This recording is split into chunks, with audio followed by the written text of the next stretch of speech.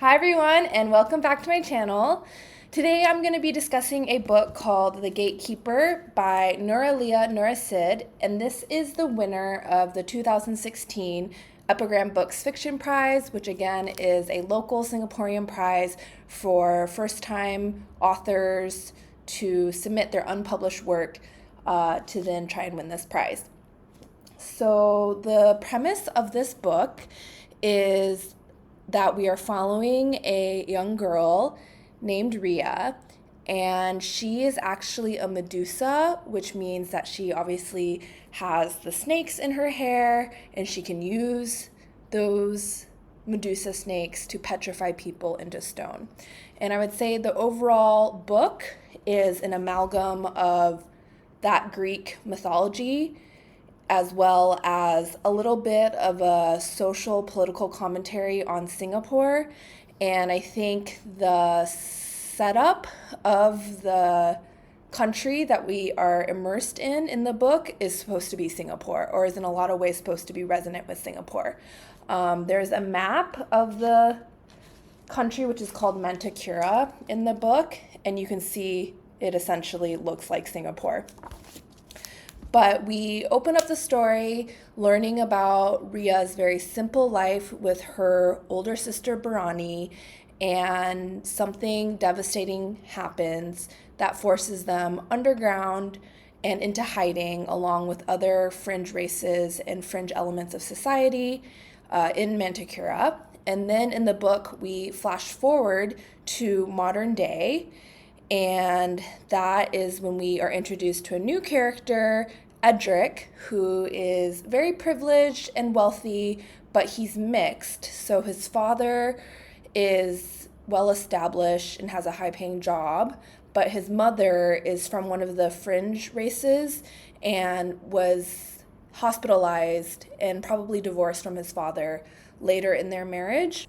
So we do follow Edric's kind of disillusioned but also spoiled rich boy perspective for the second half, maybe middle to second half of the book. So going back to kind of the first part of the book, you are introduced to this new mythology that Norasid has invented with components of Greek mythology as well as elements of Singaporean society. So for example, there are multiple different races within Manticura, but they have different features that are animalistic. So it was a little bit hard to remember all these details and to follow, but from what I can remember, we had the scaly reptilian kind of species, which were called Syrians.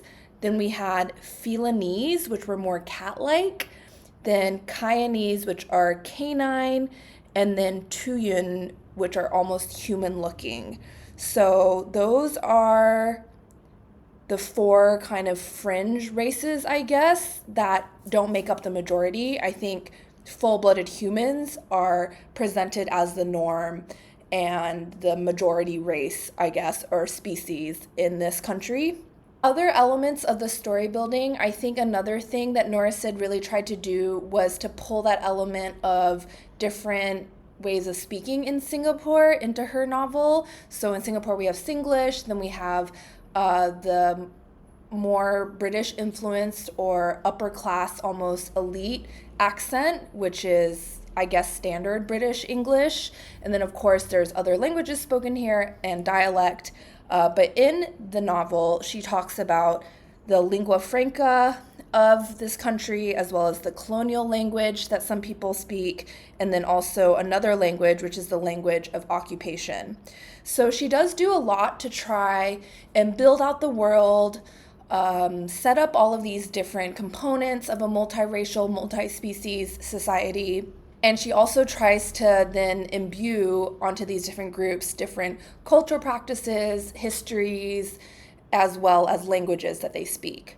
Then on top of that, because we move from the earlier part of the story when Ria is a young girl and then flash forward to what we would presume is present day and modern day, we also cover a lot of historical events that aren't necessarily shown on the page, that I think are meant to mirror like civil unrest as well as decolonization, but it's a little bit fuzzy. It didn't feel like a one-to-one realistic history then added on to her world building that she was doing. So I think it was just kind of elements, but not really a one-to-one timeline. But I definitely think that the modern day Manticura is meant to resemble modern day Singapore. In terms of the story, we do mostly follow either the point of view of Rhea, who is the young Medusa, or the point of view of Edric, who's kind of this disillusioned mixed blood youth in modern day Manticura. And so essentially, Rhea feels very isolated because of her power, which is very powerful but also very deadly, and the fact that both her older sister and her grandmother have thought it prudent to hide it and to really not try to integrate into society.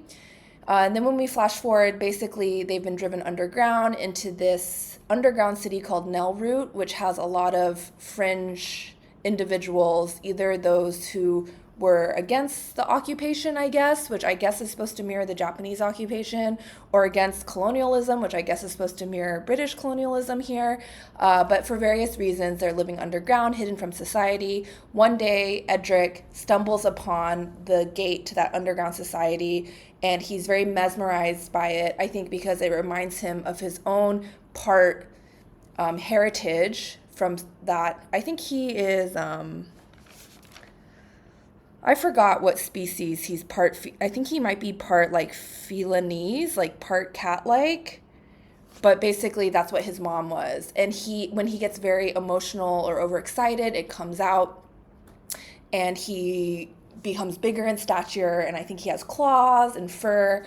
So he is mesmerized, I think, by meeting Rhea because it pulls him out of his like rich boy world, which is very boring and unsatisfying and unstimulating, but it also connects him to an ancient world where his mother wouldn't have been so ostracized, I think. And then the premise of Rhea in the underground city is that she's also not integrated into this underground city either. She's essentially agreed to serve as the gatekeeper and protect this Nelroot city from any outsiders using her powers of petrification because she's a Medusa. So maybe just starting off with a few of my thoughts. I think as a whole, I laud Nurasid's efforts in trying to build this world and the story she's trying to tell. I think she is trying to portray this message of how we treat others and racial and outsider integration in modern day society, but I feel like the execution was off. It became a bit confusing to follow, and I also think maybe it's too short to try to introduce so many elements because she has the political, the historical, the cultural, the societal, and typically when I read really immersive fantasy or science fiction, it does tend to be longer because I think it just does take a long time to flesh that out and build it in a way that's very realistic. Maybe you can do it in a shorter form, but regardless of length, I don't know if it was completely successful in this case. It felt kind of jammed in there, and a lot of times as a reader, I was just trying to like connect things that she was introducing to things in the real world because it was the only way I felt that I could process or understand what was going on. Whereas I think a much more compelling way to be drawn into a world is to just feel immersed into a completely new world. So I think the element of making it Singaporean as well as pulling from Greek mythology was just too many things at once. And then on top of that, she was inventing new concepts or backstories or historical circumstances. So I did just kind of get confused a lot. And then on top of that, I'm trying to like glean her message and also understand like the emotions and the relationships. And so I don't think that it was well executed in the sense of creating like an overall world and a really fleshed out kind of historical and societal world that we could be drawn into. I also think the driving plot itself wasn't meaty enough. I'm a little bit torn. Like I think the characterization could have been better for Rhea and for Edric. They were a little bit thinly drawn, maybe we should have just followed Ria's story the whole book. And I don't know if this was intentional. It didn't feel fully intentional how superficial Ria's interiority was. And I understand that she's like not part of society and she's been isolated. So I think her childlikeness and her naivete are definitely intentional parts of her characterization. But I don't know that the book did enough justice to exploring how she grappled with those feelings, or how, I mean, a little bit, it was there. So we do kind of cover, her relationship with her older sister and how she also has like a love-hate relationship with her. She does fall in love with Idrik like pretty quickly, which I guess is believable, but also that plot line, the romance, the love story, I mean, it's fine, but it kind of just happens without feeling like it's motivated by anything in particular, or that it like represents something about how Ria's trying to find connection, or why she would even like fall in love with this random like stuck up rich boy. Idrik, we get a little bit more characterization, I feel, but even then he's not the most captivating character to follow. So I really feel that the book needed much more of an emotional heartbeat that could be the driving force for the plot. And then I could maybe give it a pass on the world building. I do feel like the world building was a big obstacle for me to enjoy this book because it was just too confusing and too many things at once. But I feel like if there had been a really strong emotional heartbeat, or like a theme of loneliness or isolation, or a particular meditation on family or sisterhood that really drove Ria's actions and the plot that unfolded, that could have been the saving grace, but it was kind of missing that as well. So I do feel like between the world building and the plot, it was lacking in both areas.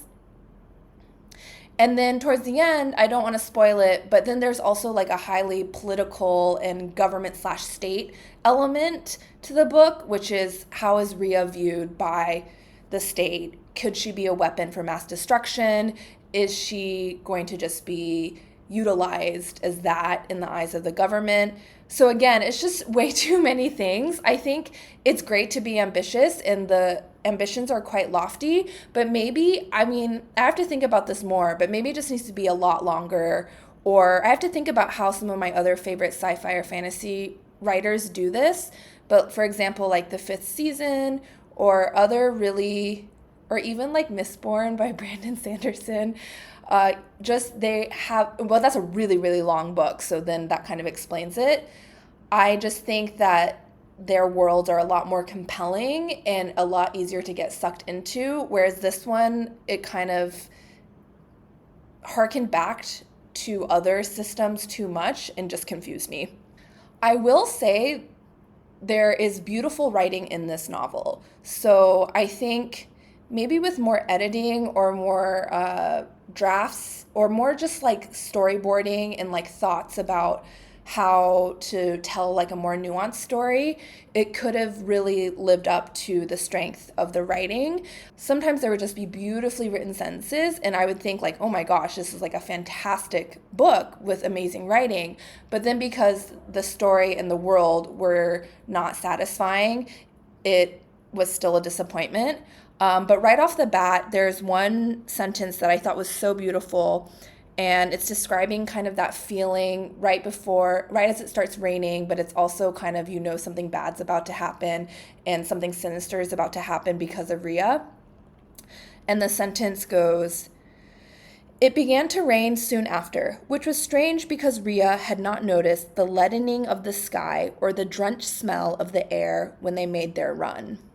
Another sentence I really liked was describing Ria's reaction. I already forget to what, but basically the quote goes, "If hearts could voluntarily stop their ceaseless work, Ria's would have done so at that moment."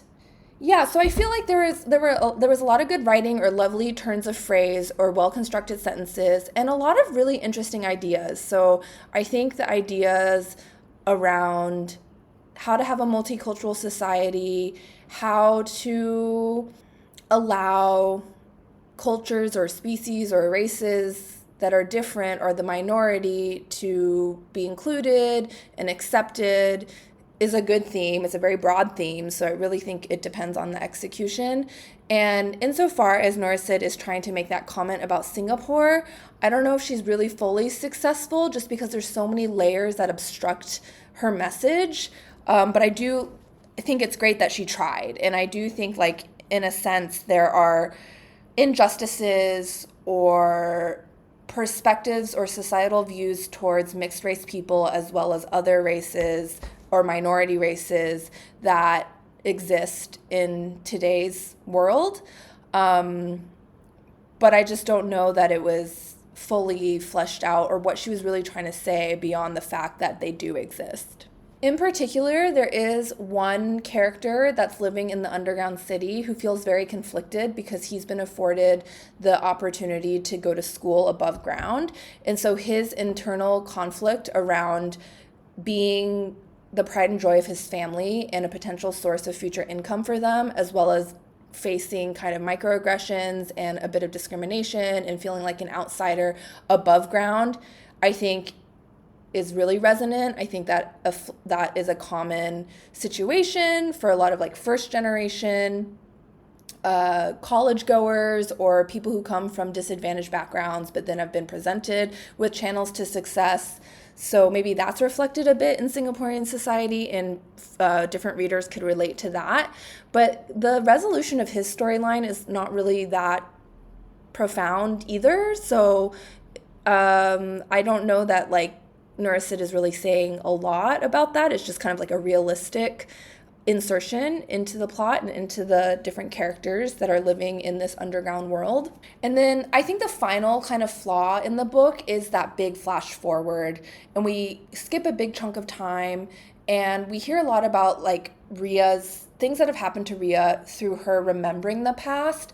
And I wonder if Norasid should have just picked like one chunk of time, or maybe only focus in the present, or like had one quick flashback. It is shorter, but I feel like the pace of the book wasn't very cohesive. And I think that's because of the time gaps and the fact that the author tried to both talk about the past as well as show current day society. Okay, so I will let you know my rating.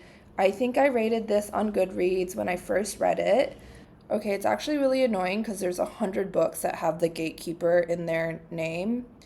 And I don't think Goodreads is utilizing AI yet, because they should just show me the result, which is the book that I've already rated and that I have searched for, which is none of these other books. So I rated this 3 stars.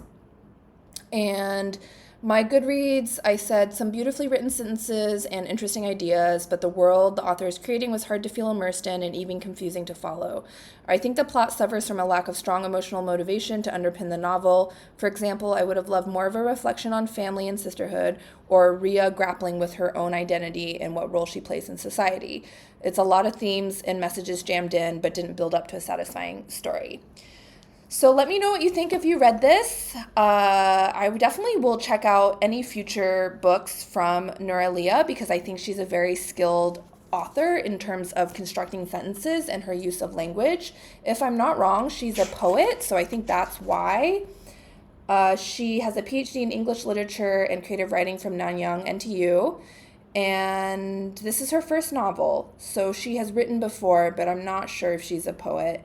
She's now at the Center for Research on Islamic and Malay Affairs, which is really interesting. So it says she studies marginalities and the confluence of religious ideas and secular society. So maybe a bit too much of an academic lens, and a lot of, academic ideas and like different avenues from her research were jammed in here, and less of like a soul and an emotional heartbeat. But if you do read this, let me know what you think. If you got this far, thank you so much for thank you so much for watching. I really appreciate you. Shout out to my friend Tim for watching all of my videos. I think he's my most loyal audience member. So thanks, Tim. See ya.